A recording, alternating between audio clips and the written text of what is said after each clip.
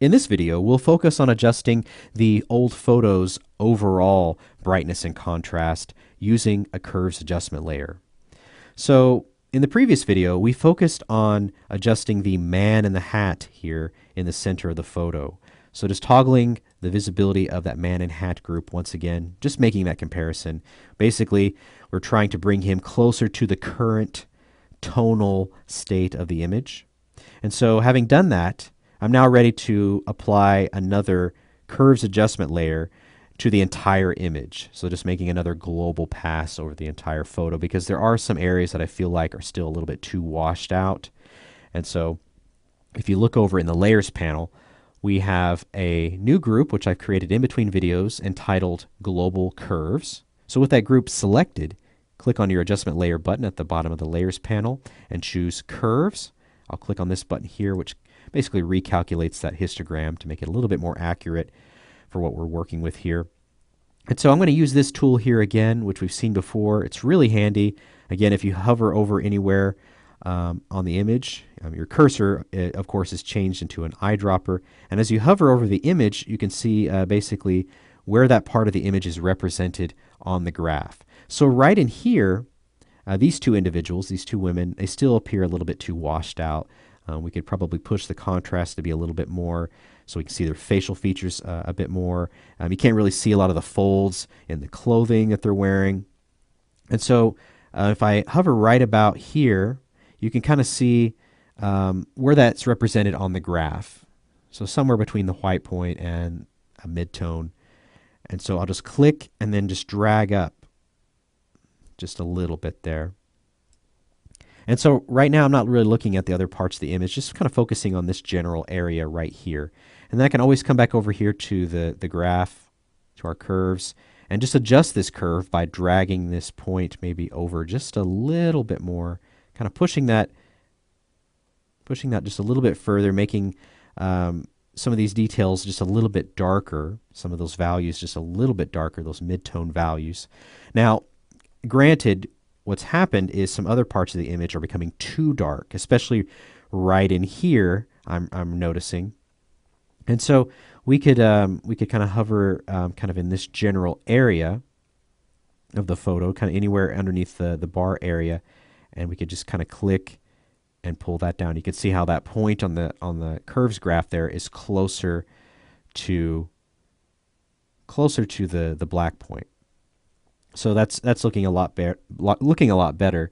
And then just kind of looking around here in the background area, just kind of over here, kind of on the wall and ceiling area, I could actually maybe push that just slightly more. And then just kind of coming over here, and as I adjust this overall curve, I'm just looking at the entire image as well. Just kind of making some final edits there, just with that curve that we have there. And so now what I'd like to do, just coming back to the layers panel, I'd like to continue to rein in some of these dark areas by just painting on the adjustment layers layer mask. So areas just kind of right in here.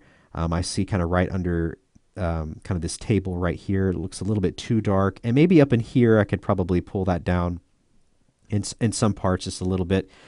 Even back in here feels a little bit too dark as well. And then just a few little details behind the bar area. We could probably rein in the result of this adjustment. Okay, so I'm going to come over to our toolbar and select our brush tool, and then anywhere here on the canvas I'll right click, bring out my brush preset picker. I'm going to choose a soft round brush, and we'll go into the brush panel, and I'm going to enable transfer as we've seen before, and I'm going to make sure I have pen pressure for the controls for both opacity and flow. And then let's go ahead and hit the right bracket key to increase the size of the brush. I want to make sure that I have black as my foreground color. And we'll just start up here. I'll basically do just a little bit of just very, very soft, just applying just very little pressure, maybe just pulling that back just slightly. You can see what that looks like there in the layers, the layer mask for the adjustment layer. And then we'll go ahead and hit the left bracket key, take in our soft brush down just a little bit more, and just kind of back in here, just applying a little bit of pressure and just kind of softening up, or rather reining in, kind of reducing a little bit of the results of that adjustment layer that we've applied. Go ahead and hit the right bracket key again, make my brush just a little bit larger. Back in here, I feel like the legs of this individual have become just a little bit too dark, and even kind of the floor area. And then even on the back of this chair right here, could probably do a little bit of painting. We're losing just a little bit of detail. And as I mentioned, kind of over here, some areas I think just maybe a little bit too dark on what appears to be kind of a cigarette dispenser. Just losing a few slight details on some of these elements in the image that were already pretty dark to kind of begin with. So if you want to kind of see behind the scenes more clearly what's happening here as far as painting on this layer mask, you can right-click on the layer mask and choose Refine Mask. This is the same as going to Select and choosing Refine Mask at the top of the Photoshop interface. And if you have the black and white option chosen, you can basically see what that looks like. And I'll show that to you one more time there. You can see kind of where I'm painting and kind of how intense certain areas look as far as where I'm painting, how dark I've basically gotten as far as painting with black as my foreground color on that layer mask.